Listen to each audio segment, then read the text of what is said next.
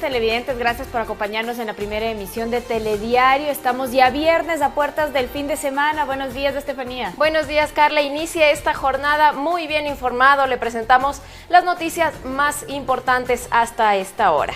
Bienvenidos, vamos con los titulares.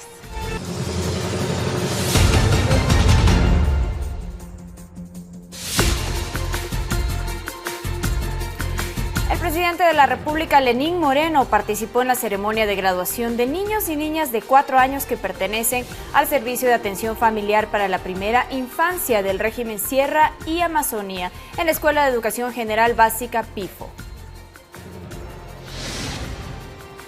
Los titulares de la Contraloría, Fiscalía y Procuraduría solicitaron acciones disciplinarias ante el Consejo de la Judicatura de los jueces que sustituyeron la prisión preventiva del exfuncionario Alexis Mera en el caso Arroz Verde.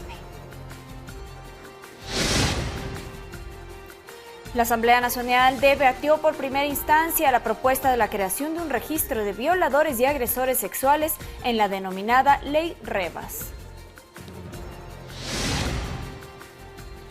En lo internacional se han cometido graves violaciones a los derechos económicos y sociales en Venezuela. Fue la conclusión del informe presentado tras la visita de Michelle Bachelet al país sudamericano.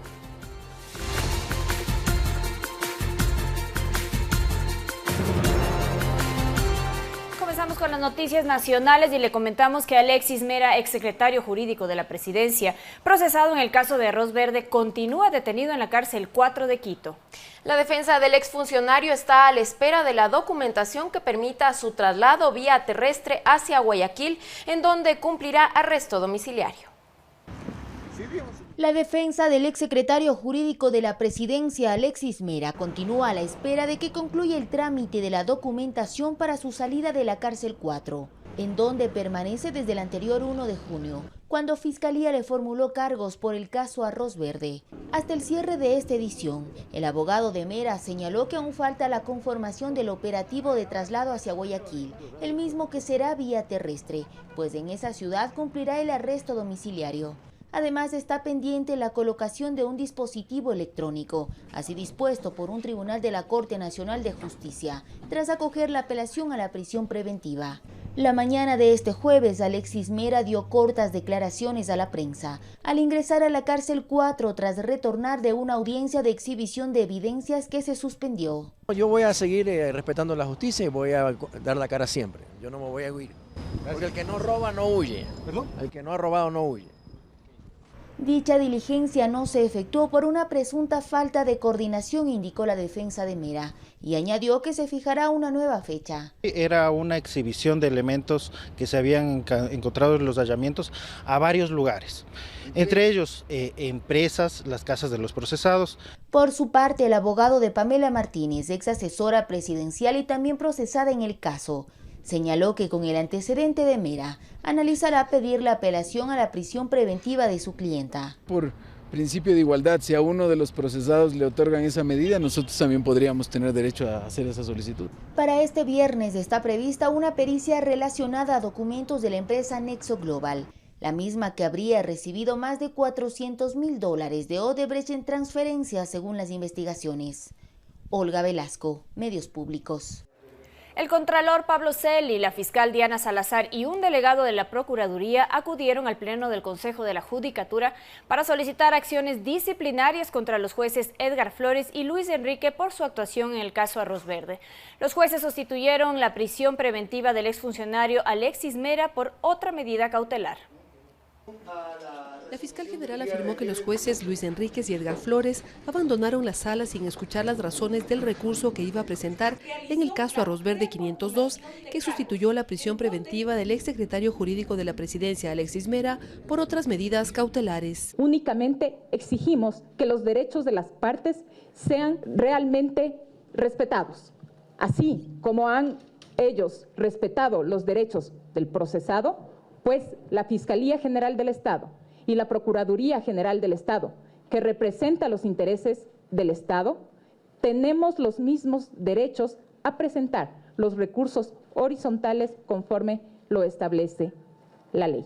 El contralor dijo que los jueces desconocieron el recurso de ampliación que trató de presentar la fiscal general y piden sanciones. Un sumario que, una vez concluido, debería dar paso a la destitución de los 2 jueces mencionados. Y mientras se desarrolla este sumario, hemos requerido también el Consejo de la Judicatura proceda a suspender a los mencionados jueces. El delegado de la Procuraduría describió así la actuación de los jueces. Ilegalmente, injustamente y de una manera displicente, y no nos permitieron actuar ni presentar los recursos horizontales, ni de aclaración, ni de ampliación, tanto a la Fiscalía General del Estado como a la Procuraduría General del Estado. Verónica Rivadeneira, Medios Públicos.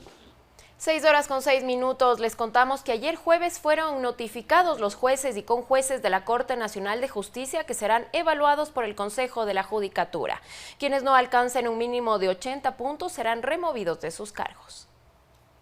La mañana de este jueves, 21 jueces y 15 conjueces de la Corte Nacional de Justicia fueron notificados de la metodología de evaluación que les efectuará el Consejo de la Judicatura. Esta se realizará sobre 100 puntos divididos en parámetros cuantitativos por 20 puntos y los 80 restantes en parámetros cualitativos que se basan en la calidad de las sentencias que efectuarán los jueces. Se analizará la estructura formal, el planteamiento de los problemas jurídicos y las fuentes del derecho utilizados con un total de 65 puntos, dejando los 15 puntos a una sustentación oral del fallo. Además, se evaluarán factores de transparencia que no tendrán puntuación, en donde se analizará el patrimonio de los evaluados y la declaración juramentada de no tener bienes o dinero en paraísos fiscales. En unos casos ya contamos con el informe de Contraloría, por ejemplo, respecto a la necesaria y obligatoria presentación de las declaraciones juramentadas. Los jueces evaluados corresponden al periodo comprendido entre diciembre del 2014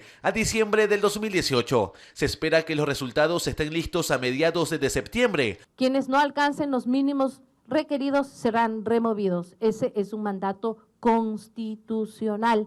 En caso de remociones, esos cargos serán ocupados por jueces dentro del banco de elegibles del Consejo de la Judicatura. Luis Alfredo Zúñiga, Medios Públicos.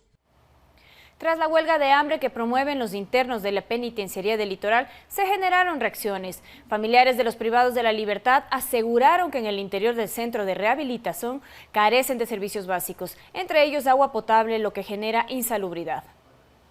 Tras la visita a sus familiares, aseguran que aún no pueden ingresar alimentos y asimismo que los PPL no tienen agua.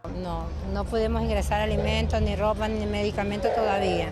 Mi queja es, ellos no tienen agua lo suficiente, siempre y cuando se le va el agua. Y entonces, ¿cómo se van a hacer ellos? Se pueden hasta enfermar. La falta de algunos servicios ha generado que los internos de la Penitenciaría del Litoral se declaren en huelga de hambre. El vicepresidente de la República, Otto Sonnenholzner, indicó que tras haberse declarado el estado de emergencia para el sistema penitenciario, acciones como esta forman parte de las consecuencias. Consecuencias de luchas de espacio entre pandillas, consecuencias de pugnas de poder internos. Que han resultado en esto, lamentablemente. Asimismo, señaló que se continúa trabajando por controlar el hacinamiento carcelario. A nivel nacional, la capacidad de las cárceles está sobrepasada en más de un 50%. Este plan de emergencia nos va a permitir, con más de 20 millones, poder resolver, enfrentar los problemas de hacinamiento y de control que teníamos. El gobernador del Guayas, Raúl Ledesma, también se pronunció al respecto. Lamentablemente parece ser que en la penitenciaría no tienen al diálogo como herramienta, sino a las barbaridades que hemos visto y ahora medidas de este tipo que no son en absoluto necesarias y no sirven para resolver el problema. En Guayaquil, Guadalupe Ayoví, Medios Públicos. El Consejo de Participación Ciudadana y Control Social comenzó a receptar insumos jurídicos para determinar si pueden o no revisar lo actuado por el Consejo Transitorio en cuanto a la evaluación, cese y designación de las autoridades de control. En una primera jornada, 3 constitucionalistas expusieron sus argumentos. Este organismo quiere tener insumos para tomar eventuales decisiones y lo que escucharon este jueves por parte de 3 constitucionalistas como que les dio luces para ello. Ismael Quintana, Salim Saidán y Augusto Tandazo expusieron su criterio jurídico respecto al dictamen de la Corte Constitucional que blindó las acciones del Consejo de Participación Transitorio frente a lo que pueden hacer los actuales consejeros que fueron elegidos en votación popular frente a las decisiones tomadas respecto a la evaluación, cese y designación de las autoridades y organismos de control. El constitucionalista Quintana les dijo lo siguiente. Y en ese caso de encontrar vicios de nulidad insubsanables, que ya voy a explicar, puedan declarar nulo determinado nombramiento. Es decir, yo creería, jurídicamente hablando, que eso es totalmente posible. A su juicio, no todo fue perfección en la integración de la Corte Constitucional, por ejemplo. Algo se pasó por alto en 4 de los 6 integrantes de la comisión calificadora. No realizaron su declaración patrimonial de bienes. Por lo tanto, uno podría argumentar que comisión calificadora no hubo. Salim Saidán reiteró que el Consejo de Participación Transitorio se extralimitó en sus funciones. Por ende, si se encuentran vicios de nulidad insubsanables en cualquiera de los procesos de designación de las autoridades de control, el actual Consejo puede hacer una revisión. La tienen ustedes en su calidad de consejeros de participación ciudadana. Augusto Tandazo, en palabras más, palabras menos, mencionó que en el trabajo del Consejo Transitorio hubo dedicatoria y consigna, pasándose por alto normas constitucionales y legales. Se ve la prisa por blindar. Ya no pudieron con la consulta popular, ahora teníamos que hacerlo con la Corte. El Consejo de Participación Ciudadana invitó para el siguiente martes a más constitucionalistas para que expongan sus puntos de vista sobre esta materia. Posterior a ello, la dirección jurídica deberá remitir un informe para ser debatido en el Pleno, que este jueves escuchó además a representantes de varios pastores del llamado Consejo de Resistencia, Fe, Vida y Familia, quienes expusieron su rechazo a la decisión de la Corte Constitucional sobre el matrimonio civil igualitario. Esperan que el Consejo de Participación tome acciones al respecto. Javier Ceballos, Medios Públicos. Y un día después de la comparecencia relámpago de José Tuárez, presidente del Consejo de Participación Ciudadana a la Asamblea Nacional, las críticas en su contra van en aumento. José Tuárez llegó con aspavientos este miércoles a la Asamblea, acompañado de simpatizantes, todo para intervenir por contados segundos ante los legisladores, a quienes en el cierre les dio la bendición. Yo les agradezco, muchas gracias por haberme permitido estar aquí. Bendiciones, hasta luego.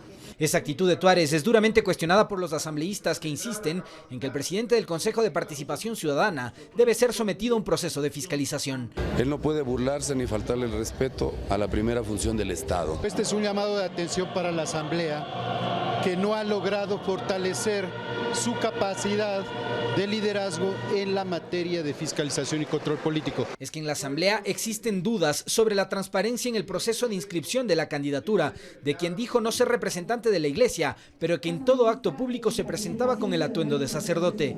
¿Qué pasó? ¿Por qué dejan pasar tantas irregularidades? Alguien tiene que responder por eso. Ni con las versiones de los consejeros electorales esclarecido el asunto, por eso la fiscalización, advierten los legisladores, debe alcanzar al CNE. Existen posiciones divergentes, posiciones al respecto de que no hay incumplimiento y posiciones al respecto de que sí hay incumplimiento. Aunque por la configuración actual del Consejo Electoral, donde los vocales representan a organizaciones políticas, conseguir votos para un eventual juicio político en la Asamblea resulta complejo. Tratándose inclusive de una cuestión de carácter político, intervienen actores políticos y que tienen representación en la Asamblea y que obviamente van a defender sus intereses. Es que sobre el CNE no solo existen reparos por la calificación de Tuárez como candidato, sino por otros casos similares y hasta el retraso en el cierre del proceso electoral de marzo. Alexis Moncayo, Medios Públicos.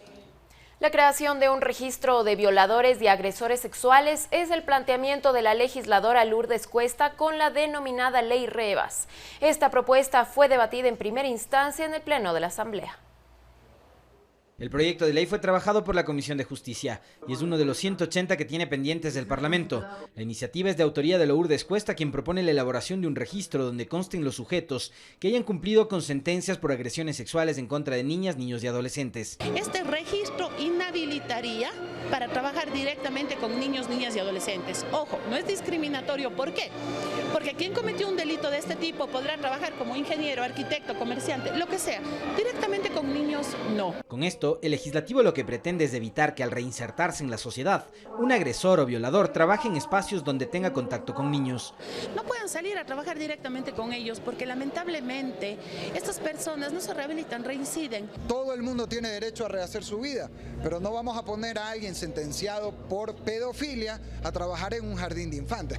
Un estudio del Instituto Ecuatoriano de Estadísticas y Censos que data del 2010 revela que entonces 1 de cada 5 niños en el Ecuador había sido víctima de violencia sexual, hecho que en gran porcentaje ocurre en su entorno más cercano. Desde el 2008 hasta octubre del 2017, el Ministerio de Educación contabilizó 919 denuncias de violencia sexual en espacios educativos. El registro estará a cargo del Ministerio del Interior y su uso será confidencial, sobre todo para precautelar por la seguridad de los niños. Recordemos que el 35% de la población ecuatoriana son niños, niñas y adolescentes y hay que darles una solución. Más de 8.000 casos de violencia sexual se han evidenciado. Las observaciones presentadas durante el transcurso del primer debate serán procesadas por la Comisión de Justicia para incorporarlos en la normativa que consta de apenas 10 artículos. Alexis Moncayo, Medios Públicos. Y en temas económicos, el Fondo Monetario Internacional indicó que Ecuador cumplió con sus compromisos y se aprobó un desembolso de 250 millones de dólares. El gobierno nacional realizó 4 pedidos al organismo sobre temas como gasto social y el precio del petróleo. Ecuador ha cumplido las metas señaladas por el Fondo Monetario Internacional FMI. El subdirector gerente del organismo indicó que el gobierno ha demostrado que está resuelto a restablecer la disciplina fiscal mediante la racionalización del gasto público. A corto plazo, Ecuador recibirá 250 millones de dólares más del FMI. Esperamos un nuevo desembolso de 250 millones de dólares. El BID ya ha desembolsado también más de 700 millones de dólares. Ecuador solicitó que se hagan cambios y reducir las reservas, ya que el gobierno deberá pagar alrededor de 2.000 millones de dólares a proveedores en este año, lo cual bajará las mismas. Además, la producción petrolera será menor a la proyectada a inicios de este año, y la fluctuación del precio de crudo es una preocupación del multilateral y del gobierno. En cuanto a la inversión social, el gobierno solicitó que se incluyan, además de los programas Mis Mejores Años y la Misión Ternura, la misión Las Manuelas. Con ello, serían 7 proyectos sociales. Ecuador se comprometió a destinar este año 400 millones de dólares a gasto social para los sectores vulnerables de la población. Según el Ministerio de Finanzas, se prepara una reforma laboral, al mercado de valores y a las alianzas público-privadas. El FMI considera fundamental esa reforma para mejorar la competitividad y se espera 10.200 millones de dólares en total de parte de organismos multilaterales hasta 2021. 4.600 este año, 3.100 el próximo año y 2.500 millones en el último año.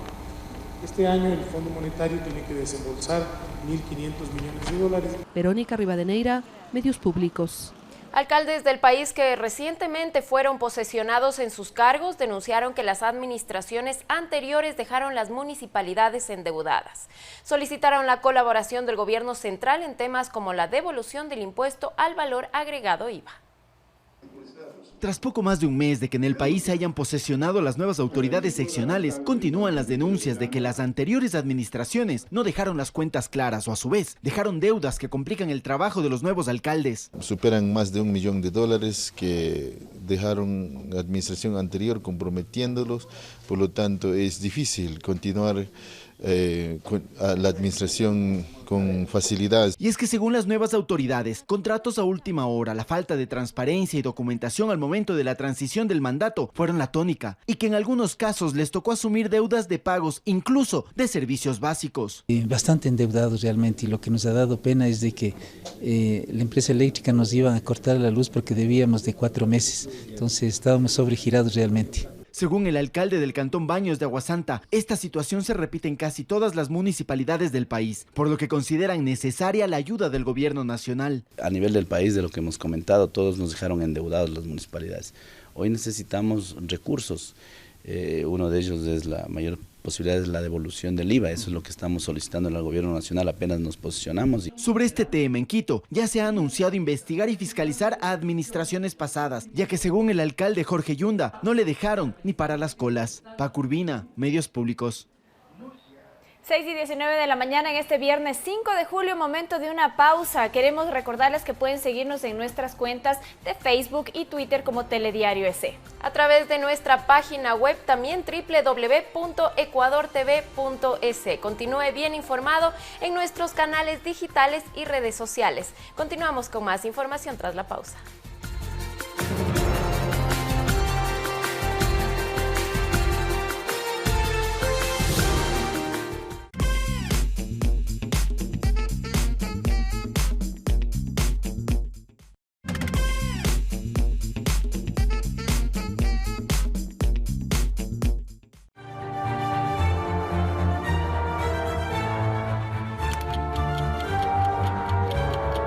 Ideas diversas. Posiciones contrapuestas. Perspectivas diferentes. Nosotros nos enfocamos en los argumentos, ustedes sacan las conclusiones. Blanco y negro, todos los domingos a las 21:30. Por Ecuador TV. Comparte la emoción. Qué importante es tener un seguro de salud, porque nunca sabes cuándo aparecerán las enfermedades. Un seguro de vida para saber que a tu familia nunca les faltará nada. Porque no todas las aseguradoras tienen un seguro para nosotros los agricultores. Ellos creen que somos un negocio de riesgo. En Seguro Sucre tenemos el único seguro agrícola para proteger la inversión y el trabajo de nuestros agricultores. Seguro Sucre, aseguramos lo que importa de verdad. Una empresa de todos los ecuatorianos que protege lo que es nuestro. El gobierno de todos. El Gobierno Autónomo Descentralizado Municipal del Cantón Colta te invita a celebrar nuestras fiestas ancestrales del Inti Raymi 2019. Inti Raymi 2019. Colta, productivo y solidario te espera con los brazos abiertos del 21 de junio al 11 de agosto del 2019. Administración 2019-2023. Noche de alta tensión. Coliseo Julio César Hidalgo. Marlon Black Boy Delgado versus Dionisio Miranda. Viernes 19 de julio, 19:30. Ecuador y Colombia frente a frente. Preliminares de lujo. Con la garantía de boxeo y honor. Entradas a la venta en Ticket Fácil. Columbia Steakhouse. Naturaleza.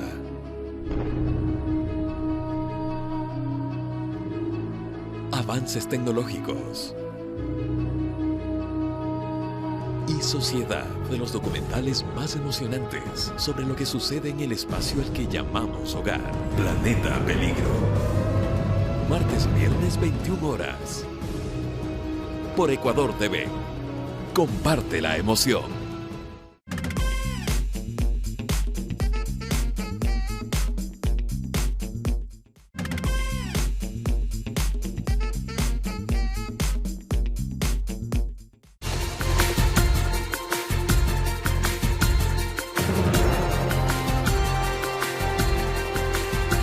Gracias por continuar junto a nosotros en la primera emisión de Telediario. Buenas noticias para nuestro país. El presidente de la República, Lenín Moreno, fue testigo de honor en la graduación de la primera promoción del sistema de atención familiar para la primera infancia. Este es un proceso donde intervienen parvularias y padres de familia en la formación inicial de más de 5.300 infantes. Por diversas razones, existen niños y niñas que no acceden a la etapa inicial en el sistema de educación. Para ellos, el Gobierno Nacional, a través del Plan Ternura, creó un programa de atención familiar para la primera infancia, el cual, en otras palabras, significa que... Servicio a domicilio, qué maravilla, ¿no? Ciencia, educación, valores a domicilio. 750 docentes visitan 2 veces por semana a 30 niños para transmitirles sus conocimientos. El hecho de compartir y vivenciar con los padres, estar en conjunto con ellos, se ha hecho una experiencia muy grande. Un trabajo que se completa con el seguimiento que sus propios padres les entregan en sus hogares. En definitiva, un proceso integral que les ha cambiado la vida. SAFI fue una gran experiencia,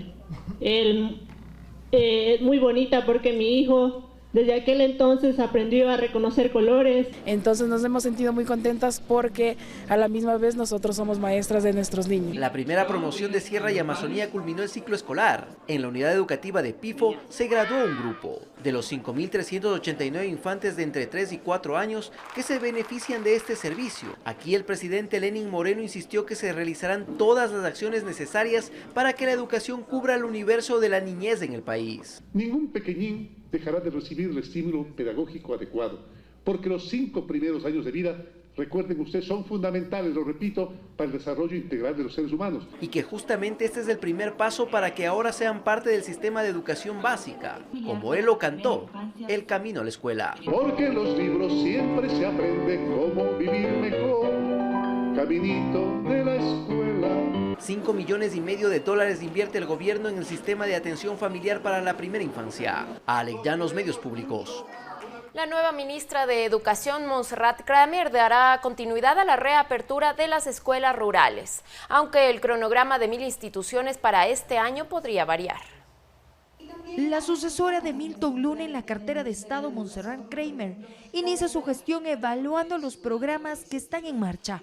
Una de sus prioridades será continuar con la reapertura de las escuelas rurales. La proyección fue de 2.000 planteles hasta 2020. Durante este año se reabrirán la mitad con un presupuesto de $70 millones. Pero Kramer dijo que el cronograma podría variar. Estamos evaluando contextos, estamos tratando de trabajar en acuerdos con las comunidades y desde ese punto de vista, a lo mejor el cronograma no es tan rápido como se soñó en un inicio. Si van a ser exactamente las 1000 a finalizar el año, no estoy segura. También se refirió a las escuelas del siglo XXI que están en un litigio entre el Ministerio de Educación y la empresa constructora Railway 9 de China. En la reubicación de las unidades educativas se dará prioridad a la región costa. En efecto, son aproximadamente 50 unidades del siglo XXI. Tenemos que empezar ya y estamos evaluando. Respecto a la impresión de los textos escolares, aseguró que se mantendrán los módulos y que prevé la entrega de los nuevos al inicio del régimen escolar Sierra Amazonía. Lo que no quita que también estemos obviamente evaluando posibilidades complementarias porque es una nueva iniciativa y desde ese punto de vista queremos paralelamente seguir evaluando sus posibles efectos y cómo complementarla y mejorarla. La nueva ministra aseguró además que sus líneas de acción estarán enfocadas en la revalorización de docentes, la inclusión, respeto y tolerancia a la diversidad, equidad y cero tolerancia a la violencia en las aulas. Valeria Villarruel, Medios Públicos.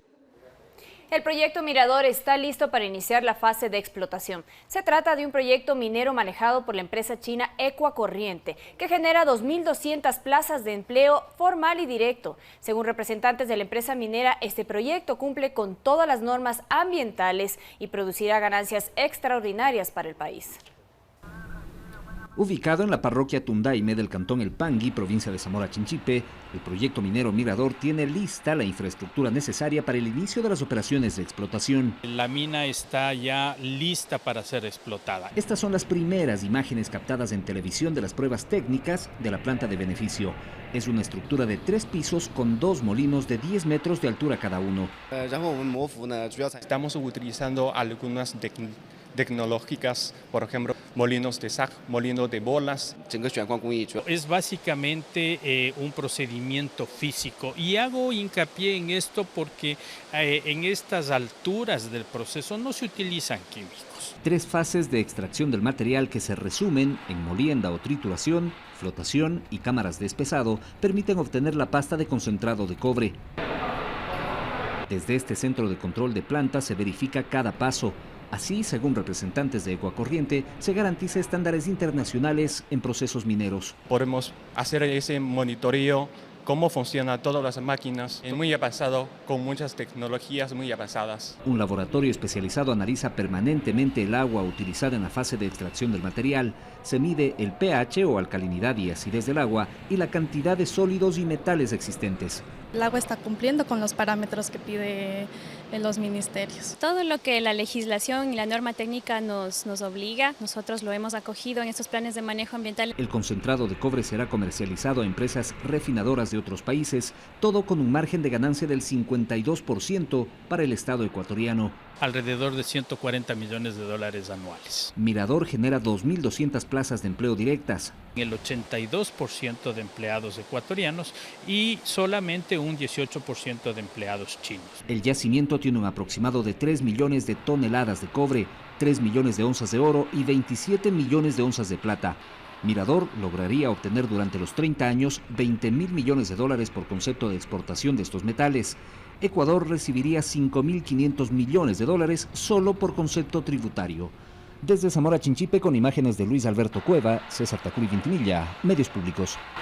Según el Ministerio del Interior, la Policía Nacional tomó control de una de las zonas que más conflictividad presenta en relación a la actividad minera ilegal en la parroquia La Merced de Buenos Aires, en Imbabura.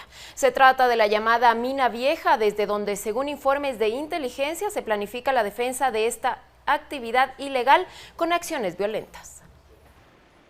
La información la dio a conocer en su cuenta de Twitter la ministra del Interior, María Paula Romo. Hace referencia al control en territorio de la policía en una de las zonas más conflictivas en cuanto a la minería ilegal en la parroquia La Merced de Buenos Aires, en la provincia de Imbabura. Ha llegado hasta el sector de las minas en La Merced de Buenos Aires, provincia de Imbabura, y de esta forma tiene el control territorial en el sector. Estamos haciendo la evacuación controlada de la gente y esperamos que la prosperidad de esta riqueza natural sirva para el desarrollo de nuestro país. En 3 días de operativo, la Policía Nacional y Fuerzas Armadas han tomado posesión y control de territorio en el centro poblado de Buenos Aires, en los sectores conocidos como La Ye, La Feria y la llamada Ciudad de Plástico. De acuerdo al último balance oficial, 22 personas están siendo procesadas por actividades relacionadas a la minería ilegal. De ellas, 16 son ecuatorianos y 6 extranjeros. Están abiertas instrucciones fiscales por delitos como la actividad ilícita de recursos mineros, tráfico de sustancias ilícitas sujetas a fiscalización y tenencia ilegal de armas de fuego. 2.400 uniformados entre policías y militares, con el apoyo de 20 fiscales, siguen en la tarea de controlar esta zona. Bueno, por la gente armada que había arriba, no sé qué decirle, pero aquí en el pueblo igual está todo bien. Pero veo que está subiendo bastante policía y militar para arriba. No sé qué es lo que irá a pasar con la gente que está arriba. De acuerdo a datos oficiales, hasta el momento, más de 2.000 personas han sido retiradas de esta zona. Javier Ceballos, Medios Públicos.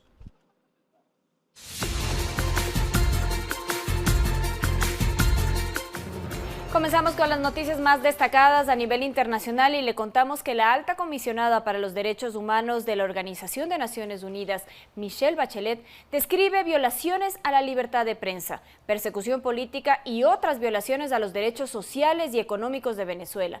El gobierno de Nicolás Maduro, por su parte, habla de errores en el documento. En 18 páginas, que se presentarán este viernes al Consejo de Derechos Humanos de la ONU, Michelle Bachelet explica las violaciones a los derechos económicos, civiles, sociales, políticos y culturales en las que habría incurrido el gobierno de Nicolás Maduro en Venezuela. Entre los puntos a destacar en el informe está el incremento de las detenciones a periodistas venezolanos y las acciones de los llamados colectivos, que se refiere a grupos civiles armados en favor del gobierno chavista.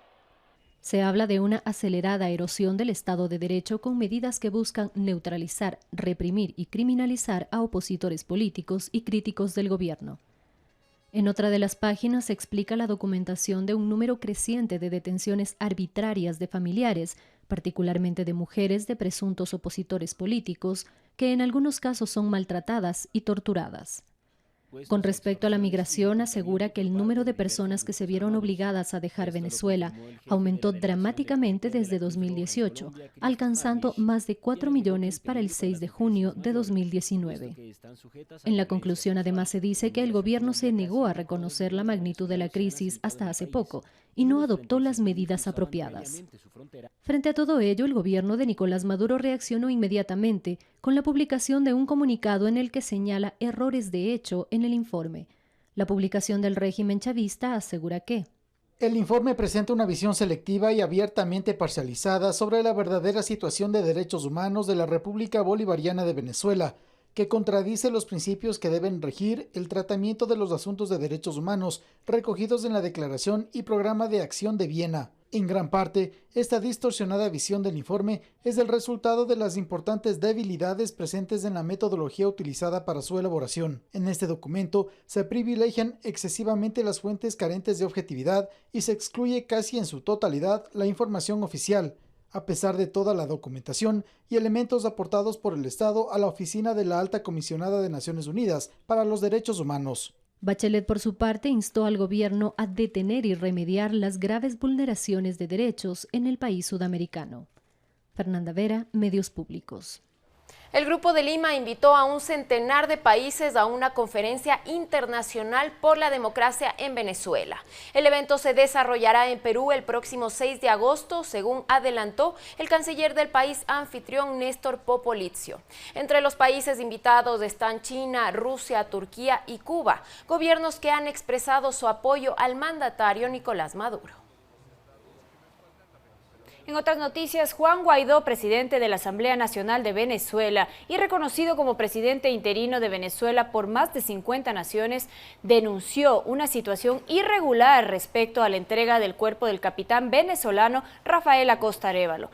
El abogado del capitán Acosta aseguró que los familiares del militar fueron burlados por las autoridades para no entregar el cadáver que permanece en la morgue de Bellomonte. El Papa Francisco recibió en el Vaticano al presidente ruso Vladimir Putin. Según informó la Santa Sede, el sumo pontífice habló de diferentes temas con el mandatario del Kremlin, quien describió el diálogo como sustancioso e interesante. La visita del jefe de Estado ruso forma parte de una gira que realiza por Europa en la que tiene previstas reuniones con su homólogo italiano Sergio Mattarella, el primer ministro Giuseppe Conte y los vicepresidentes del Consejo Ministros de la República Italiana. El sur de California en Estados Unidos soporta decenas de réplicas del sismo de magnitud 6.4 que afectó la zona. Entre ellas, 3 llegaron a una magnitud superior a 4.5. El movimiento telúrico no provocó heridos ni fallecidos, pero sí daños materiales cerca del epicentro, la ciudad de Ridgecrest, a poca distancia del Parque Nacional del Valle de la Muerte. El fenómeno natural se sintió también en las ciudades de Los Ángeles, Fresno, Las Vegas, Nevada, Tijuana, Mexicali, y en estas dos últimas, algunos edificios fueron evacuados por seguridad.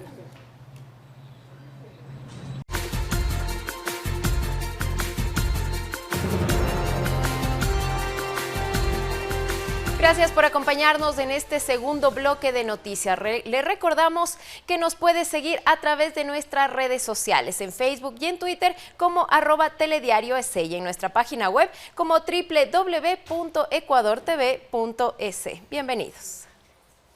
Empezamos. En Quito se realiza la 4ª jornada de comunicación comunitaria. El objetivo es propiciar espacios de diálogo, reflexión y visibilizar este tipo de comunicación. Además, se analizará la importancia de fortalecer las lenguas indígenas. Varios dirigentes y trabajadores de medios comunitarios llegaron a Quito desde distintas provincias del país para participar de las 4ª jornadas de comunicación comunitaria, a través de las cuales se propiciarán espacios de diálogo y la visibilización de estos medios y de capacitación. El objetivo es que la comunicación, como es un derecho, amplificar las voces de pueblos y nacionalidades. Y es que con los medios comunitarios se fomenta la participación de los pueblos y nacionalidades indígenas para que a través de su cosmovisión se transmitan contenidos educativos y culturales. Rescatar la cosmovisión del pueblo indígena, de las lenguas, la cultura, su vestimenta, todo lo que ellos manifiestan a través de sus acciones, ¿no? Y es importante este medio que trascienda con la verdadera información. Además que son un espacio para transmitir las necesidades de las comunidades indígenas. En los últimos tiempos se está trabajando el tema de medio ambiente. Este evento es organizado por la Coordinadora de Medios Comunitarios, Populares y Educativos del Ecuador, CORAPE. El lema de este año es por la vida de las lenguas indígenas, a propósito del Año Internacional declarado por la UNESCO. Por ello se abordarán temas como la necesidad de fortalecer los idiomas nativos. Ya que los medios comunitarios desde siempre han iniciado con un proceso educativo en lengua propia. Ese idioma sea el eje articulador de la enseñanza y la sabiduría de los pueblos.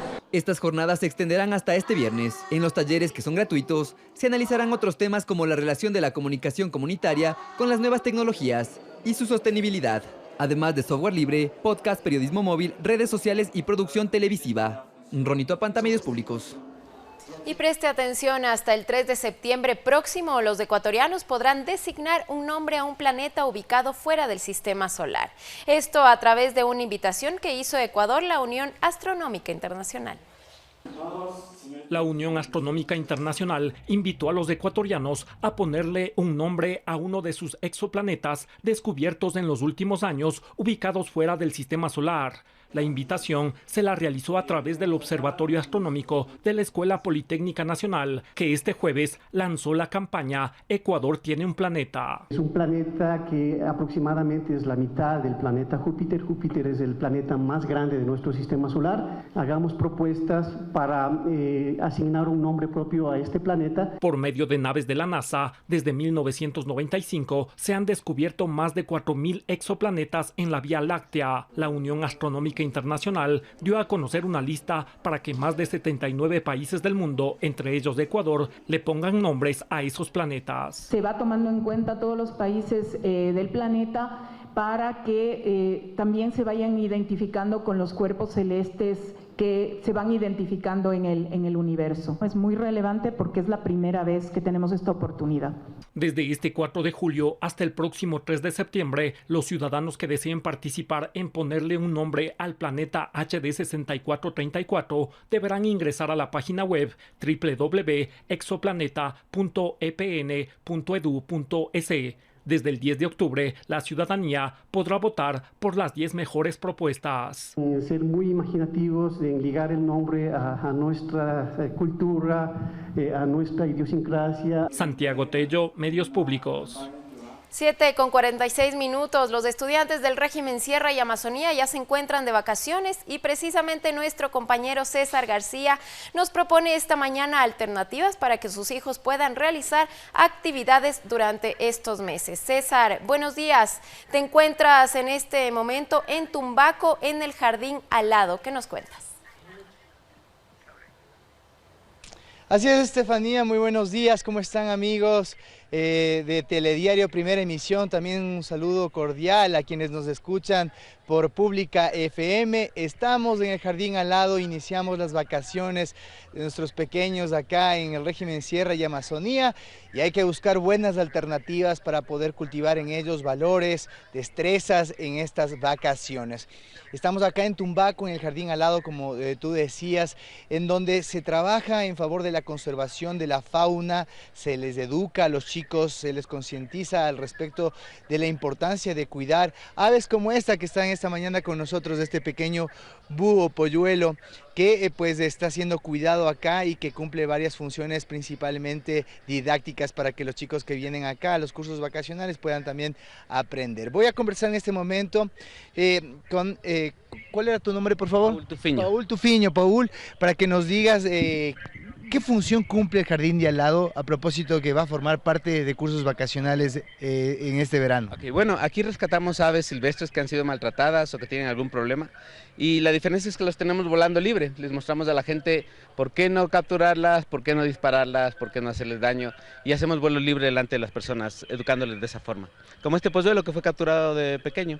Y ahora están viniendo cursos vacacionales como Brinqui, los invitamos a todos, van a tener una experiencia maravillosa con algo que no han visto, que son aves rapaces, loros y también mariposas en estado libre. Hay importante información para la gente que busca una alternativa saludable el fin de semana. Ustedes abren los miércoles y domingos también al público en general para que puedan disfrutar de este lugar que es mágico, un espacio, un rinconcito aquí en Tumbaco que nadie conoce, ¿no? Sí, abrimos de miércoles a domingo, es un lugar, como has dicho, creamos un espacio mágico para la gente, creamos una pequeña granja, creamos un jardín gigantesco como este, creamos un espacio donde la gente puede compartir ese momento mágico con especies silvestres. Esa es la idea. Perfecto, muy bien. Nosotros vamos a tener la oportunidad más adelante de poder conocer a detalle las propuestas de cursos vacacionales.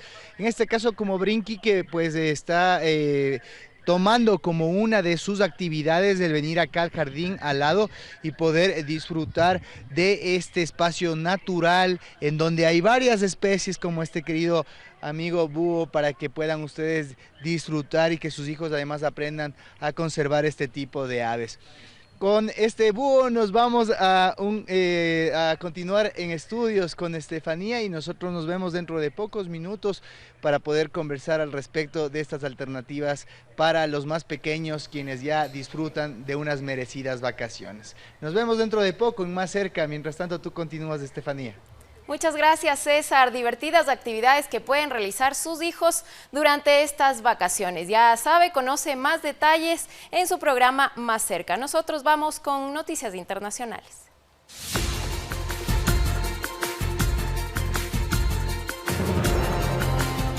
Y tras la presentación del informe sobre la crisis y situación en Venezuela por la alta comisionada de los derechos humanos de la ONU, Michelle Bachelet, la exfiscal de ese país, Luisa Ortega, indicó que el documento desnuda a la tiranía ante el mundo y destacó las evidencias de las torturas del capitán de corbeta Rafael Acosta Arévalo. Aseguró además que estas filtraciones son muestras claras que el régimen está fracturado. Según el informe del Ministerio Público de Venezuela, fueron imputados los 2 policías por los delitos de homicidio calificado con alevosía, uso indebido de armas orgánicas y trato cruel, por la agresión contra el joven Rufo Chacón, quien en días pasados perdió la visión luego de que le dispararan perdigones en la cara. Además, aseveró que continuará trabajando para garantizar los derechos humanos de los venezolanos y sancionar a los funcionarios que incumplan las obligaciones en defensa de la ciudadanía.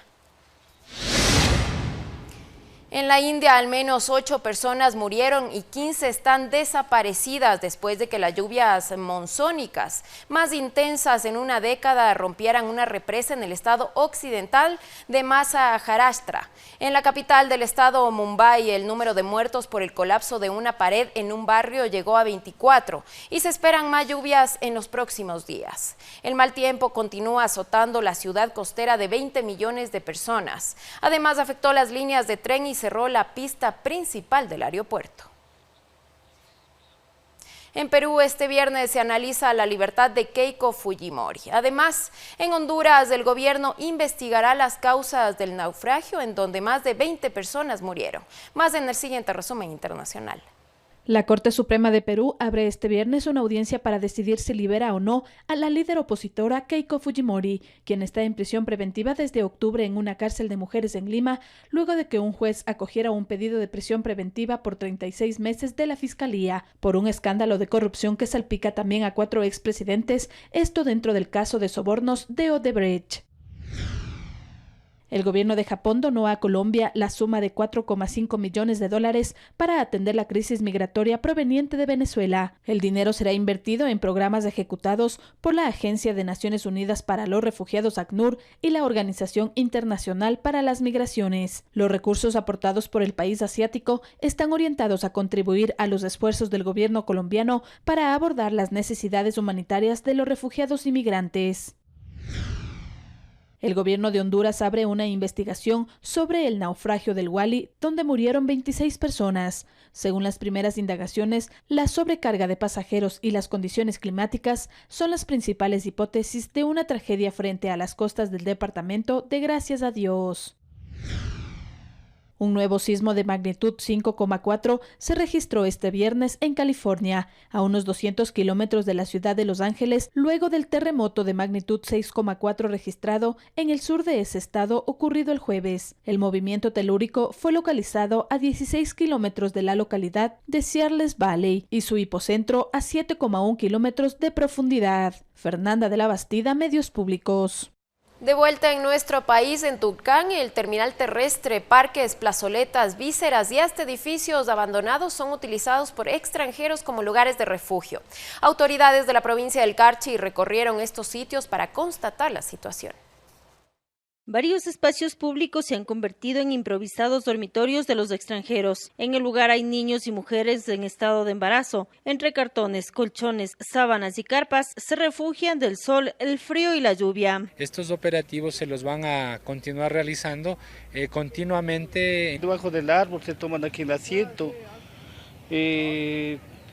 En esa pileta, todo eso se amanecen aquí. En coordinación entre la Gobernación del Carchi, la Subzona de Policía, Intendencia La Dinapen y la Comisaría Municipal de Tulcán visitaron estos lugares. Llegaron hasta el edificio abandonado de la Gobernación del Carchi, que era utilizado por los migrantes como área de alojamiento. Sí se encontró vestigios, diríamos así, de que se han encontrado libando, consumiendo sustancias y una serie de circunstancias. El operativo continuó en el Parque Julio Andrade, donde retiraron una carpa que se usaba como espacio de descanso temporal y también unos plásticos sujetos a las ventanas de una vivienda. Yo llegué ayer acá y me tuve que quedar aquí anoche porque en realidad no conseguimos habitación. Pero ya bueno, si nos van a dar la ayuda, bueno, vamos a darle para adelante. El comisario municipal Galo Mafla se comprometió a enviar de forma temporal a un albergue a las mujeres en estado de gestación. Va a ser dirigida a la casa de acogida.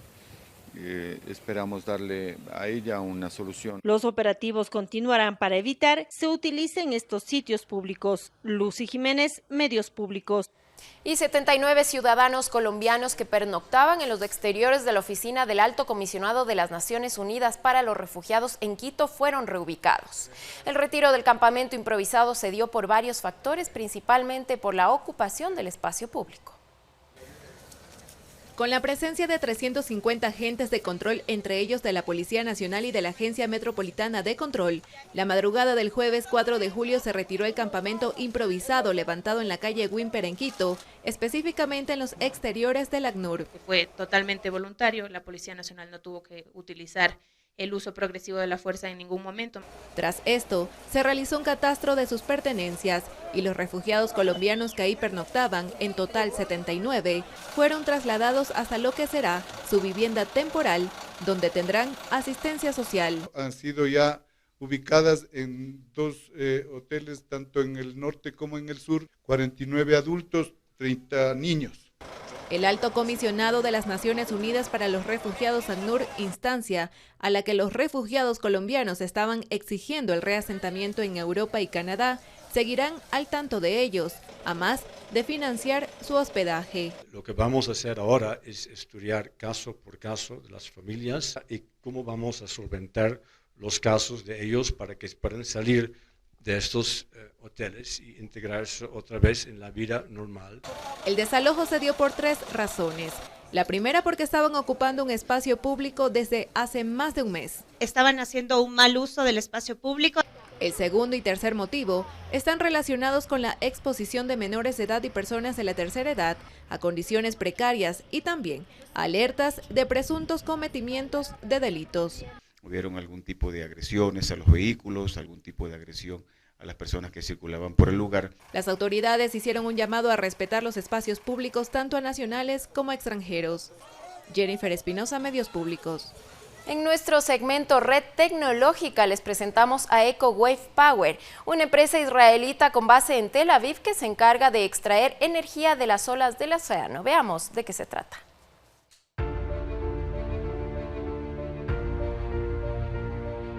Es EcoWave Power. Su fundadora, Ina Briberman, asegura que puede crear electricidad con las olas. Cuando los flotadores suben y bajan con los cilindros, empujan el aceite en el acumulador. Se llenan con nitrógeno, crean presión y esto se convierte en el modelo hidráulico que genera electricidad. La mujer que vino desde Chernóbil para generar energía limpia, renovable y sostenible dice que es posible obtener esta potencia unimotriz en cualquier lugar y de cualquier forma. Los flotadores son como barquitos que se quedan en la superficie, así que no acaba con la belleza del paisaje. Estas boyas están unidas mediante brazos a rompeolas, embarcaderos, muelles, postes y plataformas. Hemos creado un sistema de protección muy potente de tal forma que cuando las olas son demasiado grandes para que el sistema funcione, los flotadores se elevan automáticamente por encima del nivel del mar y se quedan en posición vertical. Destaca que el poder de las olas crea electricidad de manera más eficiente que la solar o el viento. Resulta complicado instalar grandes parques solares, ya que para ello se necesita mucho espacio. Asimismo, la energía eólica aquí tampoco es factible debido a la belleza del peñón. En la actualidad, EcoWave tiene proyectos en marcha en Gibraltar, Reino Unido, Israel, México, China, Chile y cree que seguirá creciendo puesto que la descarga undimotriz es completamente limpia y renovable. Clever Womanik, Medios Públicos. Buenas ideas que se pueden replicar también en nuestro país. Así finalizamos su telediario Primera Emisión, agradeciéndoles siempre por su compañía y también a quienes nos escucharon a través de Pública FM. Ya está lista Carla Larrea en su programa Más Cerca. Que tengan un excelente fin de semana.